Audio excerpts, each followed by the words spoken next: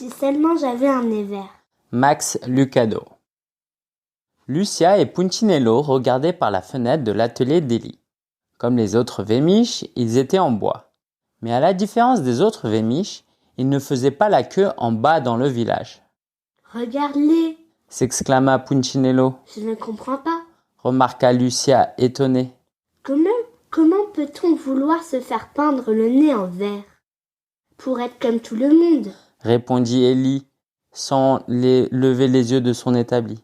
Punchinello ne comprenait pas. Que veux-tu dire? Tout le monde veut ressembler aux autres. Un jour, ce sont les chapeaux carrés, un autre, ce sont les chaussures hautes. Tiens, l'année dernière, la mode était aux oreilles jaunes. En ce moment, c'est le nez vert. Tout le monde veut avoir un nez vert. Est-ce qu'un nez vert les rend plus intelligents? Demanda Punchinello. Non. Est-ce qu'un nez vert les rend plus forts? Non. Est-ce qu'il les rend plus rapides? Non. Alors ça les rend comment un nez vert?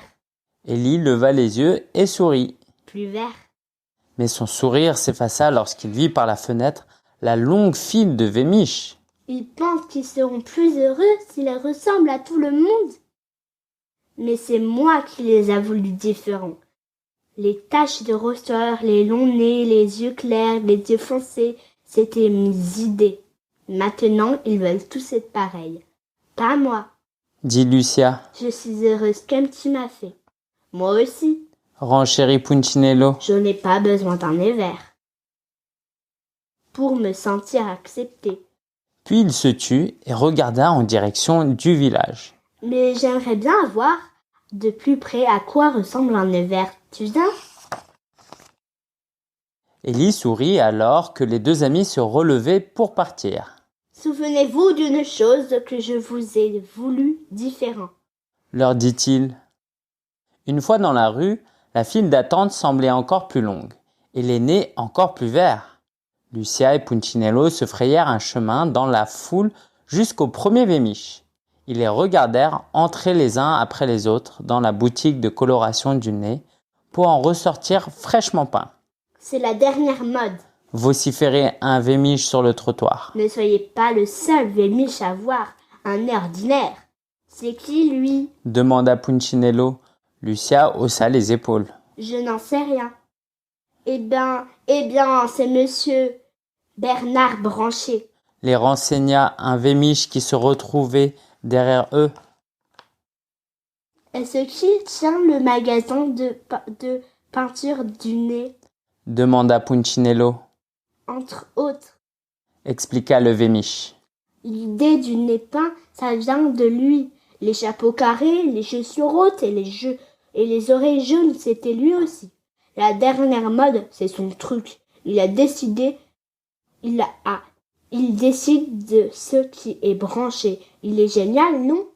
Lucia et Punchinello dévisagèrent ce grand vémiche à la voix grave, au large sourire, au grand chapeau et au nœud papillon vert assorti à son nez. Aussi extraordinairement vert. La même question leur vint à l'esprit. Lucia la posa. Qui l'a nommé décideur de la dernière mode? Le vémiche parut surpris, comme si c'était la première fois qu'on lui posait cette question. Eh ben, je ne sais pas, il a toujours été. Puis ses yeux étincelèrent. Hé, regardez, voilà un nouveau-né. Oh! Dirent les vémiches. Ah! Firent certains d'entre eux remplis d'admiration. Le vémiche fraîchement peint ne s'arrêta pas pour leur parler. Il leva bien haut le nez et passa à côté d'eux. Tous les vémiches au nez vert faisaient cela. Après tout, comment pouvait-on voir votre nez s'il n'était pas en l'air? Cependant, se promener dans la rue le nez en l'air était risqué. Les vémiches se cognaient contre les murs, les portes ou même les uns contre les autres. Lucia et Punchinello devaient faire très attention. Un vémiche prenait même toute la rue. Écartez-vous, clamait-il. C'était le maire. Faites place, tous les vémiches, ma femme vient pour une retouche. D'une main, il faisait signe aux villageois de se pousser. De l'autre, il guidait sa femme à travers la foule. C'est horrible tout simplement horrible. se lamentait-elle en se couvrant le nez des deux mains. J'ai heurté un arbre et la peinture s'est écaillée. Maintenant, le vrai moi se voit. C'est horrible, tout simplement horrible. Regardant la foule qui défilait devant elle, Lucia secoua la tête. Tout ce racis pour un hiver. Ouais, Approuva Punchinello. ils m'y verront pas le sitôt dans leur magasin de coloration du nez. Oh, Punch, et moi qui espérais que tu irais. Punchinello reconnut immédiatement la voix. Ficelle, Il se retourna et regarda la vémiche aux grands yeux et au sourire cajoleur. Ses oreilles commencèrent à rougir. C'était comme ça chaque fois qu'il la voyait. Il les cacha sous ses mains.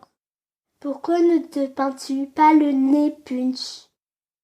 Moi, je me suis fait peindre le mien. Tout le monde se fait peindre le sien, et puis ça tira bien le vert.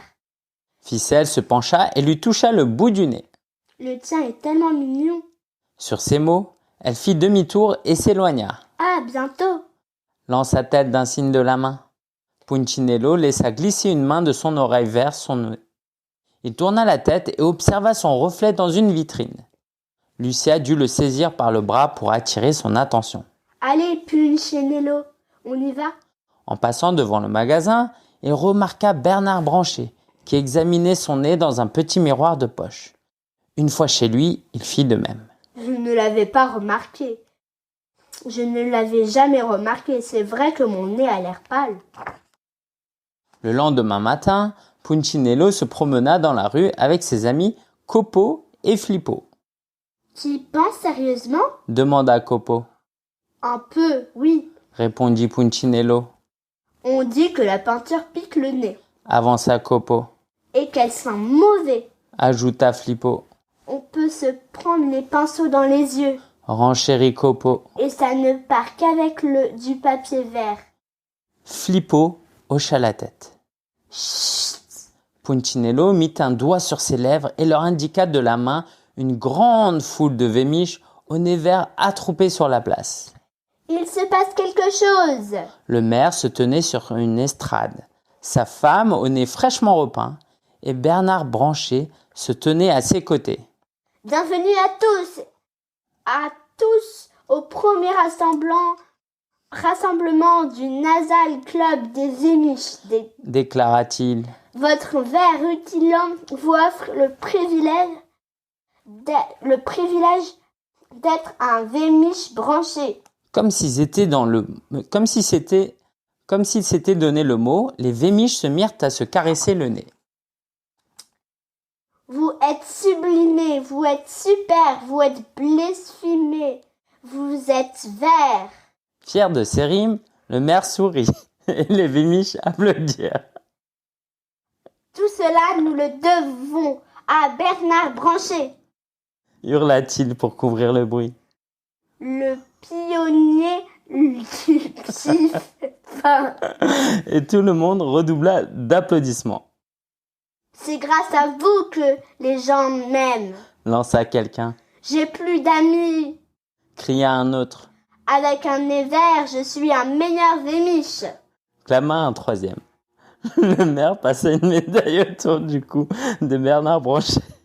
Vous avez changé le visage de Vémicheville. Nous rendons hommage à votre immense talent. Sans vous, nous ressemblerions tous à... Le maire fit une pause, cherchant le mot juste. Puis il vit Punchinello et ses amis. Pointant le doigt dans leur direction, il déclara d'un rire méprisant. À eux. Tout le monde se mit à rire aussi. Punchinello et ses deux amis baissèrent la tête et cachèrent leur nez. Une ovation pour Bernard Branché, Tonna le maire. le Vémiche qui a découvert le remède contre les nez ordinaires. Pendant que les villageois criaient et applaudissaient, Copo, Flippo et Punchinello tournèrent les talons et s'éloignèrent rapidement.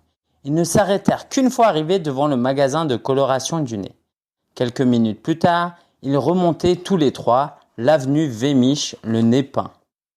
Et Punchinello, à ton avis, Demanda Flippo en levant son nez le plus haut possible. est-ce que je le fais bien? Punchinello ne le regarda pas. Je ne peux pas te voir, Flippo. Si je me retourne, mon nez ne sera plus en l'air. Ouah, c'est du boulot. Ajouta Copo. Non seulement il faut se faire peindre le nez, mais en plus il faut marcher bizarrement. Ouais, mais on se sent tellement bien quand on est branché, vous ne trouvez pas? Demanda Punchinello.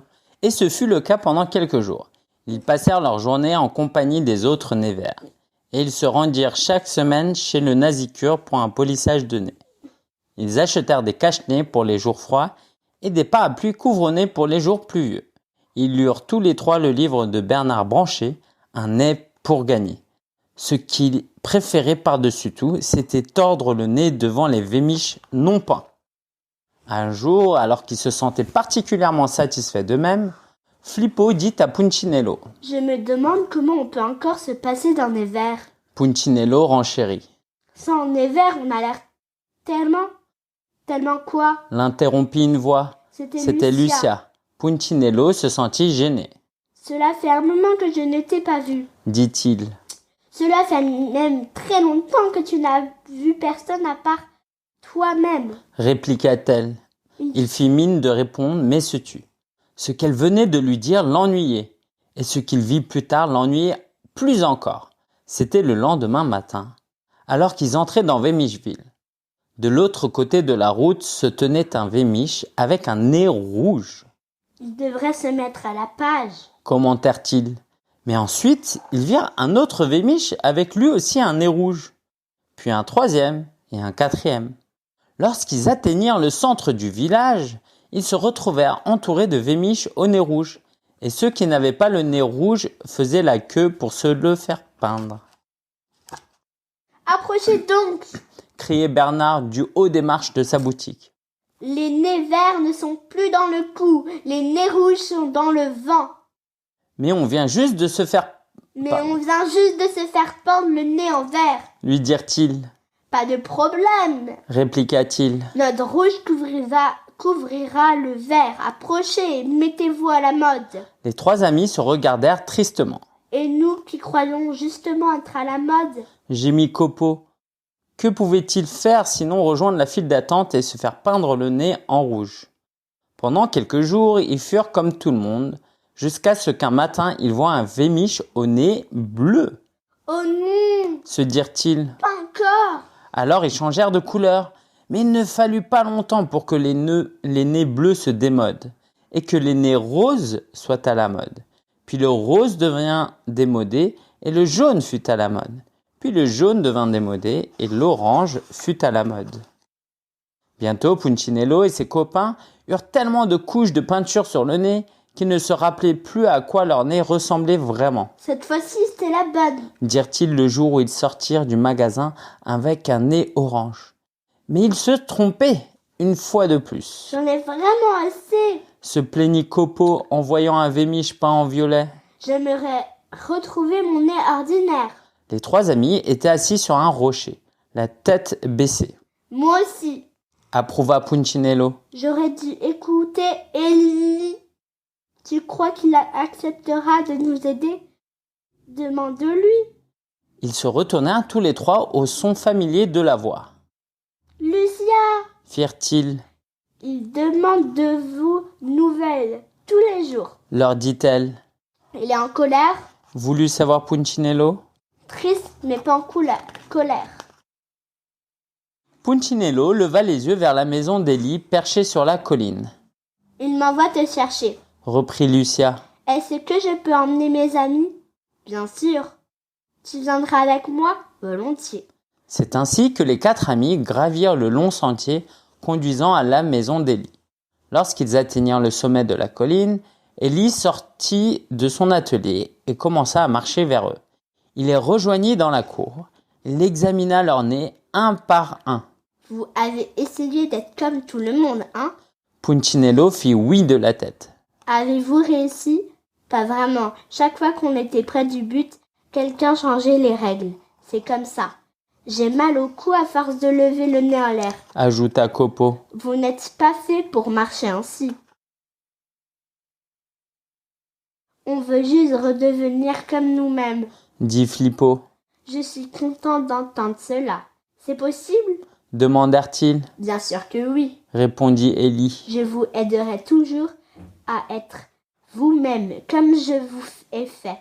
Il mit ensuite la main dans sa poche et en retira un morceau de papier de verre. Mais cela va prendre du temps. Alors Punchinello et ses amis suivirent leur créateur dans son atelier, où il passa le reste de la journée à enlever la peinture. Le papier de verre faisait mal, mais ça en valait la peine pour retrouver son aspect normal.